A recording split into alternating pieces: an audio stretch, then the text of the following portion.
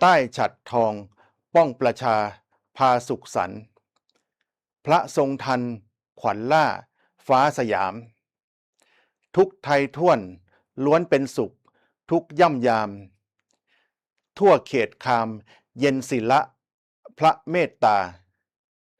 อัญเชิญเทพประทานพรทรงสุขสี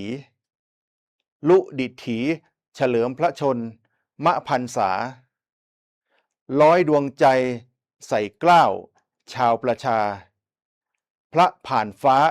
ขอพระองค์ทรงพระเจริญด้วยเกล้าวด้วยกระหม่อมขอเดชะข้าพระพุทธเจ้า